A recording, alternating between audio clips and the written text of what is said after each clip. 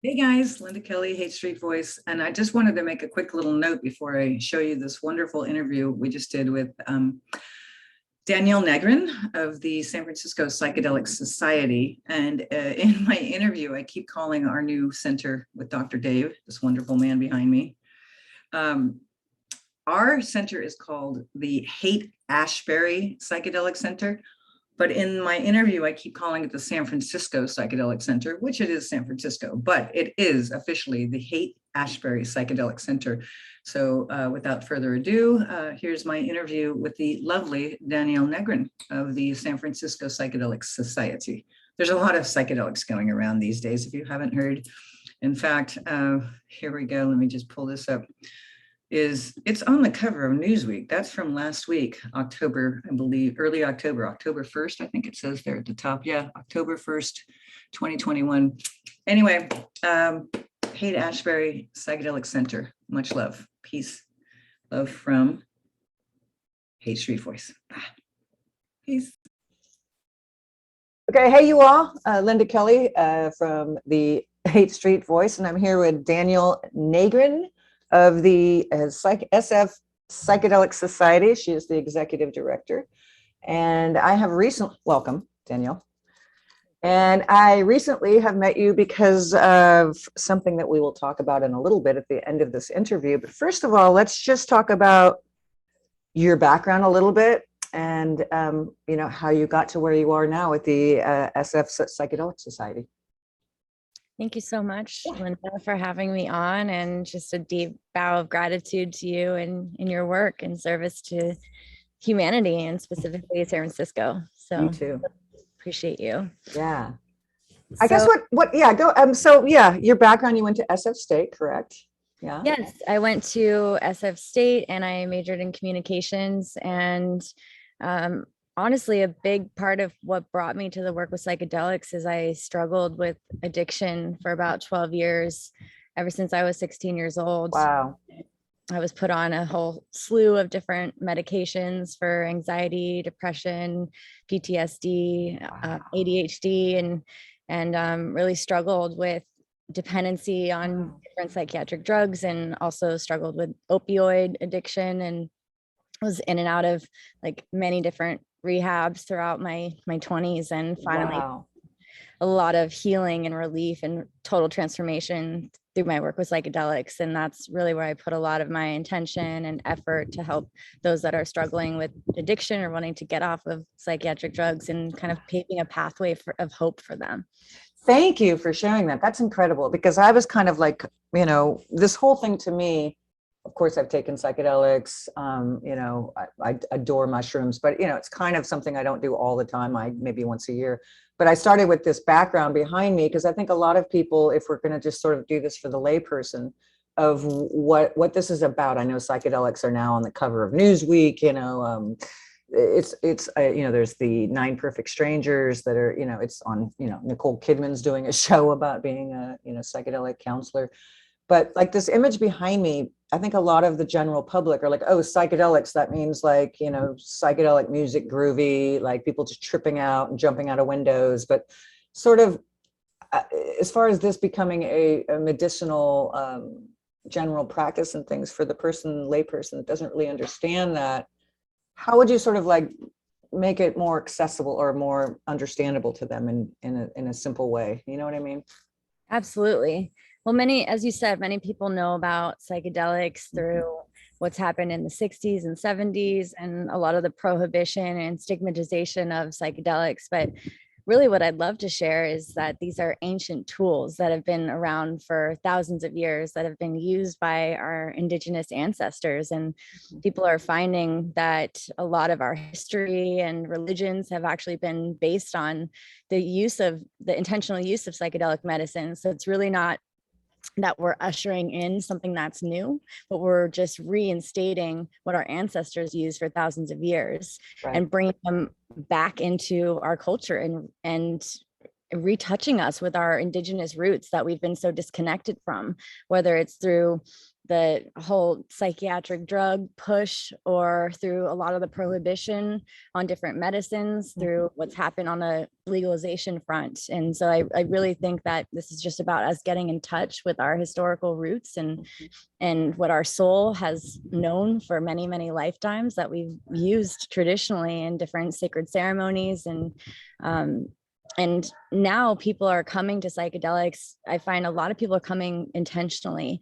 Either people are struggling with addictions or mental health, or wanting to get in touch with their purpose and meaning on this planet. And people are using psychedelics for personal growth and healing, and just peeling back layers of their consciousness. And these can be used as tools. And we like to say that they're a tool and they're not a magic bullet. And they're really a tool to help people get into the depths of their psyche or their subconscious mind. And people are using them in high doses, and also in smaller doses, which is like microdosing. And let me ask, that's a good point right there. Is a dear friend of mine, and I won't mention his name, but he's just he's not somebody who, he's done psychedelics, but he's microdosing himself on his own terms. And it's not for any particular reason, except for just sort of calm himself down in this day and age. He's been stressed, and he doesn't want to go out drinking like he might have wanted to go to the bar, years ago. And now it's sort of like just teeny bits. But so I guess my question is, this whole thing of going to a safe space where, hopefully the Psychedelic Center that Dr. Dave and you and I are all starting to be involved in, it's a safe space where there's actually people guiding you through it. Now, that's a totally different thing than random people just saying, oh, I'm going to nibble a mushroom today and, go do what I do. So I guess for the regular person like myself, or the people that are watching this, perhaps, what's the difference there? Are there dangers, or is it, if you're microdosing or in a clinical setting, what are the differences? There's a wide spectrum there, and what's safe, what's not safe, is it all safe, kind of thing. I'm a little bit, I would like more clarity on that. It's kind of confusing to me a little bit. Well, great questions. Thank you so much for that.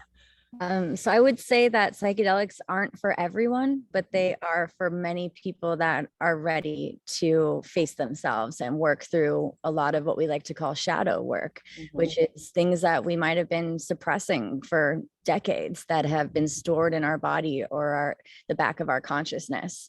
So I would say for some people that are dealing with psychosis or really intense psychiatric disorders that or on a whole slew of different medications, to be really careful about using psychedelics. And also just people that are on psychiatric medications like SSRIs, even addictions to alcohol, opioids, they can all have interactions with different psychedelics. So there's a lot of different resources that can be helpful for that. There's a website called microdosingpsychedelics.com where you can look up all the different drugs that if you're on a different psychiatric drug, you can look it up to see if it has any reported interactions with psychedelics. That's great. In fact, when I post this, I'll get all those links for the people, so I can actually pass on that information to the people that are watching right now. So cool. Thank you. Yeah. And so there's a lot of studies that are happening right now. There's legal studies that are going on with psilocybin and with MDMA as well. And these are happening via clinical trials where they're having guided sessions, meaning people are doing preparation sessions with patients. They're also doing high doses of medicine, and they're using it as a tool for psychotherapeutic interaction. So people are using therapy while taking psychedelics, and that is traditionally being done in a clinical setting. That's also legally happening with ketamine right now. There's many ketamine clinics throughout the country that are using psychedelics as a tool for psychotherapy. And also there's different ayahuasca is being studied outside of the US, and a medicine called iboga ibogaine, which is being used for heroin addiction and many other addictions that can't seem to be healed through traditional recovery methods. And people are also microdosing on their own. By that, I mean taking about a tenth of a dose or even up to a quarter of a dose. And in the smaller doses, it's being used to help people with depression, with anxiety, it's considered a non-specific amplifier. So it can amplify anything that someone is already feeling in their body or in their subconscious mind. It's also being used for focus and creativity. It's a stimulant, kind of like how people use caffeine or other stimulants. Or getting stoned, right? Getting stoned. Exactly. Yeah. Yeah. And but the difference between pharmaceuticals and psychedelics is they can't be taken every day. You can build up a tolerance really quickly. So it's recommended to take days off when you're microdosing. And it's really recommended to set an intention while you're having an experience. And same goes for higher doses. Like, why are you coming to this work? What would you like out of this experience? And really speaking to your subconscious, to the medicine itself, and bringing more intentionality. I think the more intention we bring into this work, I think it's going to help dissolve some of the stigmatization, as well as the education that we're bringing to the public, because so much of the stigma that is around is coming from these bad experiences or challenging experiences that people are having. So we're really trying to focus on setting. What kind of mindset are you coming to with this experience? What location are you in? What kind of people are you with? All of these components do have an impact on the psychedelic experience. And even the food, what did you eat last night? Yes. That's a huge part of it. Yeah. So let's bring it to, so the Dr. Dave here, let me bring up Dr. Dave. I have him in my selections here. Hang on one sec. There he is. So yay, Dr. Dave, we love you. Dr. Dave has brought us together, yourself and lots of people. There's about 12 of us at the moment, but the idea of having a San Francisco Psychedelic Center where it is going to be a reading room. It's going to be hopefully maybe the Haight Street Voice headquarters here on Stanyon. And then in the back will be an actual space where there is that safe setting where people can be guided through the healing process. What do you see? So this is, again, I should mention that this is partially the work for the, it's called the Psychedelic Journalism Fellowship that Cal Berkeley is amazingly offering grants. And so this is part of my grant application, is talking to everybody who is part of this planning committee, as it were, for Dr. Dave's vision. So what do you see it as, Danielle? What do you see this space becoming? What's your vision? Well, I'm so excited for this space. I feel like it's so needed in the community, and right here where it all started too, in the 60s, right here. Exactly. And such an extension of what's already been done with the Haight Street Free Clinic. So I really seeing it as it's like a psychedelic hub for people to come to, either to learn about the Haight Street Voice, learn about what's happening in psychedelics. I'd love there to be a psychedelic library where people can have access to a free library of all these different books and literature that are coming out about psychedelics and that have been written for decades and decades. I'd also like it to be a place where people could come to meet others that are using psychedelics for their personal growth, spiritual development, mental health, addiction recovery. And I could see it hosting different events to learn about psychedelics and integration circles where people can come and process their psychedelic experiences and unpack them in a group setting. And I'd love it to be a place where traveling people that are writing psychedelic books or indigenous leaders could come and share wisdom with the community. And eventually, we've been part of the group that decriminalized entheogens and fungi in Oakland, and we're seeing that spread across the country. And I think that James has also been working on that in San Francisco, and I think that could be a really monumental shift for San Francisco once these medicines get decriminalized, that people could potentially be using this space as a safe space to either take a microdose and be in community with each other, or once it is legal, to have a facilitated journey with someone in that safe space. And also a space for people to come if they're having challenging experiences with psychedelics, and for people to have resources and people that they can talk to as they're trying to integrate some of the challenges that challenging messages that can come through the experience. Almost like a sponsor, like an AA kind of idea. Is that kind of kind of having not a buddy, but a sponsor of that sort that you can speak to that's been through this, and you can call them and speak to them or meet with them or express having a hard time or whatever. That would be amazing. And you mentioned James, who is, I'm forgetting James McConchy. Yes. From the San Francisco Shroom Shop, correct? Exactly. Yeah, and I will be interviewing him for this application as well, and as we explore what the heck we're doing with this San Francisco Psychedelic Society. And so I was going to mention I had dinner or drinks last night with the friend of mine that works at the Haight Street Art Center, and I was thinking art and music as well, like having drumming circles and having a place where people can do art and express themselves. That's partially my vision, or a place where they can come have writing, free writing sessions, and possibly have somebody write something for Haight Street Voice, or get more people sort of this whole idea of not sitting home alone, and working on a magazine or working on whatever it is that you're doing, and that having a place where, like you said, tribal, this sort of like community area, because obviously at this point in the world, it's like crunch time, and it's really important to have this sacred space. And I'm really excited about it. But again, I'm kind of like, well, wait, I'm going to be in there, and then there's going to be somebody in the back getting treated. And, so I think it's, we've got to learn what the rhythm's going to be, like, is it 2 days a week, people are getting treated, or certain times of the day, all of that. But I do feel like it is coming together. I do feel, oh shoot, sorry.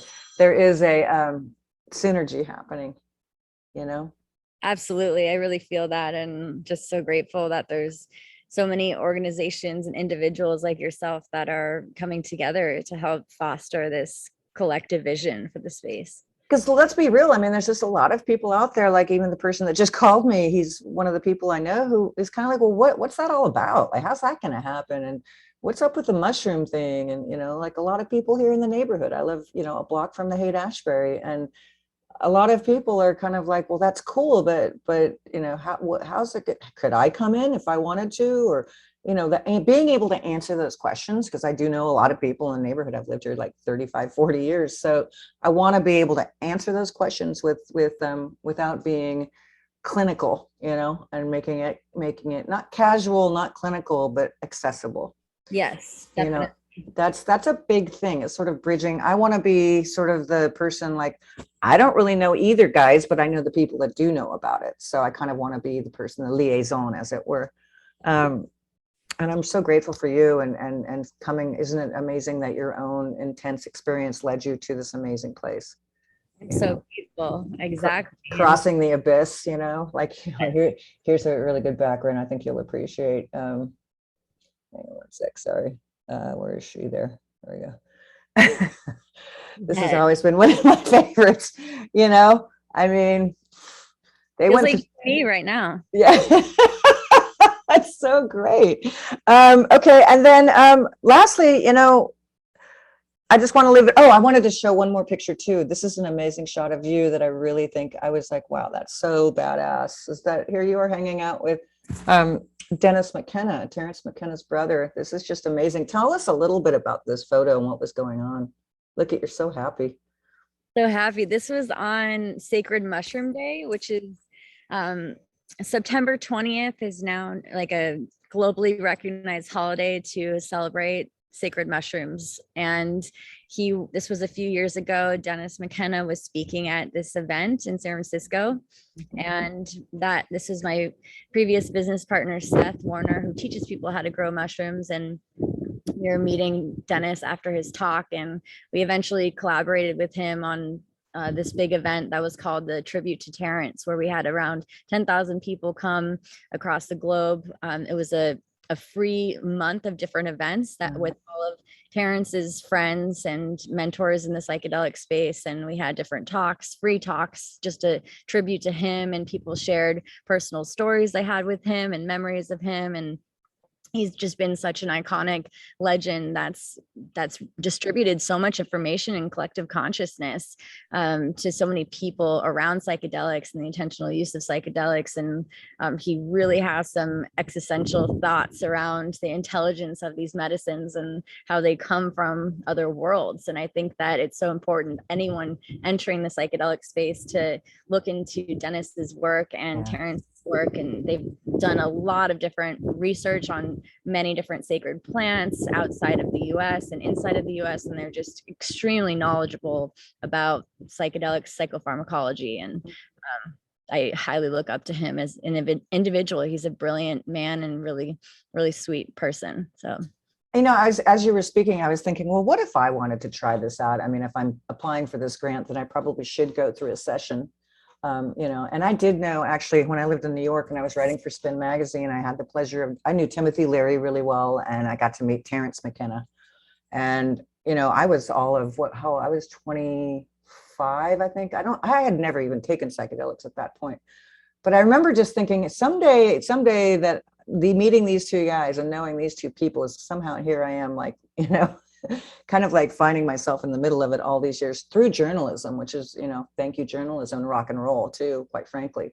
But let's say that I just kind of want to bring it to the layperson again, is, let's say I did want to go through a session, and, you know, my first reaction is, oh my God, I'm going to be vulnerable. What if I freak out? What if people see me looking weird? Like, all the self-conscious shit comes up. I'm just being really honest with you. Like, I'm very independent, and I'll go through, and I'm, you know, I do this and I do that, and I'm Aries and I go, but allowing yourself to be vulnerable, I think, is one of the biggest things that scares a lot of people about having people guide you through it, like being able to trust those people. And, what are the baby steps to that? Like, let's say I said, okay, Danielle, I want to try this. What would it look like? What would be my first steps? I love your questions. Thank you. I'm winging it here. I would say, like, the vulnerability, I believe, is some of the highest form of courage and intelligence on this earth. And I think it's important for people first working with psychedelics to find someone that they trust, that they can work with, or even having a friend that they trust to sit with them, even if it's for a microdosing experience, and someone that you don't feel is judging you, someone that you can be vulnerable and authentic with. And I don't think it's really in the past, people have taken these at concerts and, you know, big public venues, and that can be fun. But I think if people are reintroducing them into their lives and they have some amount of any kind of like anxiety or fear, that's always a good thing, because these are powerful tools and they do shift our consciousness and they do bring up a lot of things to the surface. So having that anxiety or, you know, mild fear about it can show reverence and respect for the power of these tools. And so much that can come up in the experience, some people can label as like bad or challenging, but I really do think that it's about how you're viewing it. And they're bringing things to the surface that need to be cleared and witnessed and healed, that is potentially holding you back in your life or creating blockages. And I think for some people, they feel called to do like larger doses, but I do think it's good to just start small. It's like, if you're going to go in the ocean, do you dive right in, or like a big never been to? Some people like to just put their toe in and kind of test the water, see the temperature. Or horseback riding, you're not going to just start galloping. You're going to like go for a little walk first. Yeah. Exactly. Yeah. And the same analogy as if you're taking a trip. Are you just going to like go to Africa and not? Of course, you're going to take some time to plan it out. You know, what is your trip going to look like? What air flight are you going to take? What are you going to visit while you're there? You know, giving yourself spaciousness to pack for your trip, giving yourself spaciousness when you come home to unpack and unwind. And it's same goes for psychedelics. Like, plan out your experience. What do you like in your experience? Where is it going to be? Who will you be with? And what might come up in the experience? What kind of fears are you holding on to? What is your history? You know, is there a history of like mental health challenges in your family? Right. Oh yeah. Comes into play in the experience. And a big thing that we like to focus on at the Psychedelic Society is integration, which is how do we, unpack the experiences that come through the psychedelic space and actually apply them to our lives to make changes. So it's kind of like if you're fishing for a fish, Mhm. reeling in the fish part and then eating the fish, that's the integration process. And I think That's a wonder. I like that. I like that. That's a visual. I get it. Yeah, that's great. like, how are we, like, for that, once you eat the fish, like, what does it do to impact your consciousness? And let's say something comes up in the psychedelic experience and you have this realization of like, I want to be more connected to nature, or I want to be more connected to myself. What steps are you going to take in your life to be more connected to nature? Maybe that's to go on a walk every day in nature, or hug a tree, or maybe buy a San Pedro plant and grow it in your backyard and tend to it every day, or journaling every day, getting in touch with yourself, and doing meditation every day to get in touch with your subconscious mind and to do that inner work. So all these kind of practices are things that people are doing to integrate these experiences for change and transformation. That's great. I mean, and also while you were talking as well, I was thinking, unpacking, like, I think a lot of people, including myself, very much, like, my mom died when I was younger. So that's something I've been in every day. I think about her, but it's something I've sort of like learned to bury and sort of like, okay, mom's dead and that happened and that's back there. So going through a trip, that's definitely something like, why would I want to unpack mom dying? Like, oh God. And then and then the abandonment shit. It's like, oh, okay, I took a trip. Now I'm thinking about mom being dead and I'm all alone. You know what I mean? I'm just totally dumbing it down here, but that's like, that just came up while you were talking. And I know that it's actually facing that and yeah, going through, mom did die, but that's okay. And sort of like being able to revisit her. But I think that whole thing of knowing that people are that I trust are going to be there at the end of crossing the abyss, as I said earlier, it's sort of like realizing, okay, mom did pass away, but I'm not alone. Kind of. Exactly. And condolences to the passing of your mom. And maybe she's here with us right now. And Definitely is. I feel that. And I would say too, on top of just piggybacking of what you shared, like making peace with her death, and maybe there's areas of your life where that abandonment pattern shows up because it hasn't been healed, potentially like fully healed or witnessed or recognized with your mom. And maybe through doing that work with psychedelics, that abandonment piece or any other patterns that are associated with that experience can dissolve or transform in your life. And that's where I see the psychedelics being so transformational, is it's like they help us cope and deal with things in our lives that potentially we're bearing or don't fully know how to witness and recognize and integrate in our lives. And they have this change in our consciousness, this neurogenic change where they create these new pathways in our brain that we didn't normally have access to, and shift thought patterns and belief systems, more like different than anything I've ever witnessed in my life. What would be the first steps if somebody listening to this, when I I post it and everything, what would be the first steps for them? That's funny because this inadvertently was an accidental shot, Danielle, after I made the meeting with you. Like, I was walking to Gus's Market and this was accidentally, I was like, this is a sign. But what would be, I just love that photo. It's just, and that even looks like you. Wait, it's so hard to point when you're on Zoom. Right there, it kind of looks like you with fairy wings. And that's my knees. I'm walking into it. I just love that. But what would be well, I just love that. It's so funny. Synchronicity is all about synchronicity for sure. I know that one for sure. What would be the first steps? Is there a number somebody would call, or a website that you would recommend for a complete novice that's like, I really want to see if I can go get some treatment? What number would you recommend? Where would they start? It's such a tricky question, and it's one of the most frequent questions that we get. I love that you showed the picture of Amanita muscaria mushroom, because that's one of the only legal unregulated mushrooms in the US currently. So you can actually buy Amanita muscaria online, whereas most of these other psychedelics, plants, fungi, tools are currently not legal. They're currently Schedule 1 drugs, and there's certain states that have decriminalized psychedelics. For example, Oakland has decriminalized, Seattle just decriminalized, Humboldt, California, Washington, D.C. I think Michigan is another one. So basically by decriminalized, it means that people can gather them. You can go foraging for mushrooms, you can grow them, or you can gift them away, but there's nowhere that you can go to legally buy them or sell them. So we're still operating in this kind of gray area. And so for many people, it's kind of taking a risk in their legal area for me to say, hey, like, go to this place to get an experience, or that place. Right now, ketamine is legal, and ketamine is considered a legal psychedelic drug.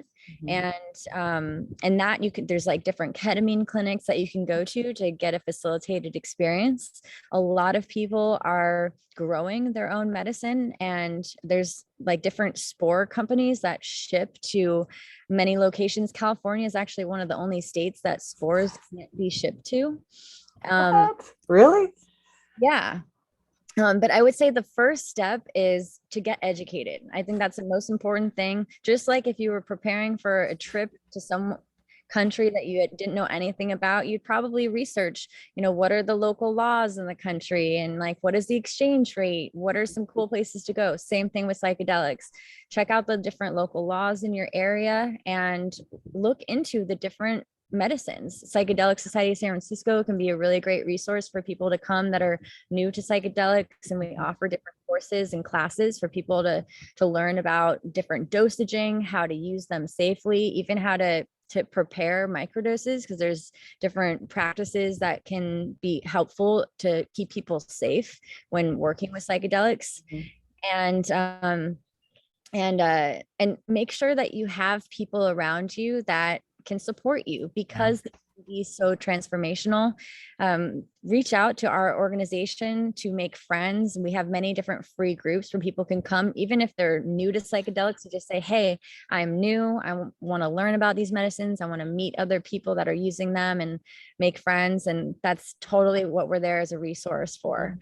And there's other organizations online that are also providing education and classes and community. We're just one of many. So I welcome people to check out our page, and we can refer you to other pages. And also AmanitaDreamer.net. That's a collaborator we just worked with, and she makes hundreds of different videos about how to use Amanita muscaria. And Amanita muscaria is the one I was speaking about, that red. Yeah. And that one is legal. So you can actually work with that on your own. And people are finding that it's transformative for anxiety. And it's a really powerful tool that can be used to develop a relationship with yourself. How do you spell it? I'm just going to dumb it down right here. I'm going to write it down for myself. It's AMA.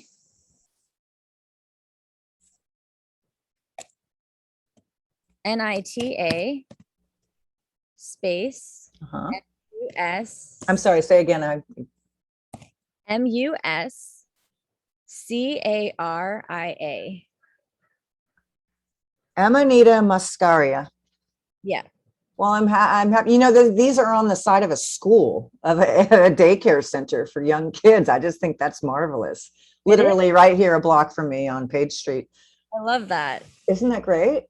And then that door on the mushroom, I think you were there when I came up with this idea of having a giant door and calling it the door of perception. Yes, I love that so much. It's gonna happen. I just thought about, what do I tell people? And the San Francisco psychedelic, what are we calling it again? These psychedelic, I know I've just the center, San Francisco Psychedelic Center, I think is the working title at this point. Run by the wonderful Dr. Dave and his whole legacy and his vision of healing people through psychedelics, and all of that is beautiful. But a place where people could actually walk in and go, I don't know what this is about. Tell me about it. Where they can just sit down and talk. They're not doing anything yet. They're just able to have a discussion with somebody who knows. Absolutely. That's wonderful. Well, thanks for being here. And any last words that you want to, not last words, but any words you want to say to the Haight Street Voice community? It's hyper local with a global perspective. So communities here and all over the world. What would you like to say, Danielle? I would say there's also, so a lot of what I'm speaking to today is focused on the US and some of the legality and things, but two more things I'll say.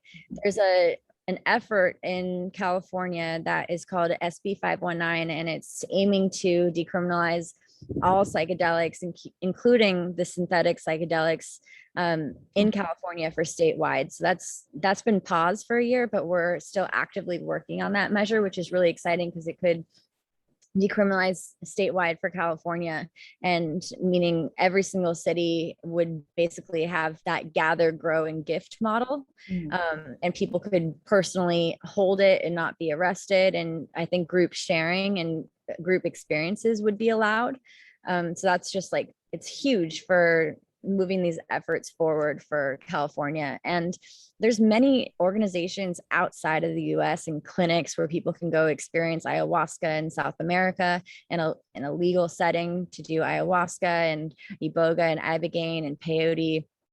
A lot of these experiences can be done outside the US. So I don't want people to think like, oh, I'm in the US, I can't access this. And many other countries do have, like the Netherlands, truffles are accessible, and LSD analogs are also accessible in the Netherlands, some other countries as well. So I would just, again, looking into the legality in your local space, and come to these groups and make community. There's people out there that are actively looking for other people just like you to meet you, explore their consciousness with you, and don't be afraid to reach out, ask questions, make new friends, and know that you're not alone on this path. And yeah, I think also for me, I would say that, like, there's a lot of people that going to a group setting is scary. Like, I don't want to go where there's a bunch of people standing around. I tend, even though I'm outgoing, I get really shy. And so you can come to the space, but you can actually go to the side with one person, or it doesn't have to be this huge group thing. It can be very gentle too. I just sort of want to throw that out there. That yeah. And there's many coaches and integration therapists that are working one-on-one with people to help people prepare for experiences, integrate them into their lives. I'm definitely a resource for people if they want to reach out and speak to me one-on-one. And you can find my work at psychedelicsocietysf.org. And I have a big focus on people that are struggling from addiction, psychiatric medication, wanting to be a resource for those people. And we host a weekly group called Psychedelic Recovery, where people can come and either in active addiction or in long-term recovery that are using psychedelics as part of their healing path, where they can be a part of this online group. And we're going to extend it to have more in-person meetings. So just giving a warm welcome to anyone to join us. Thank you so much for having me on. Oh my God. We'll see you, we'll hopefully see you Wednesday at 2:00 for the meeting number 2 with the San Francisco Psychedelic Center with Dr. Dave Smith.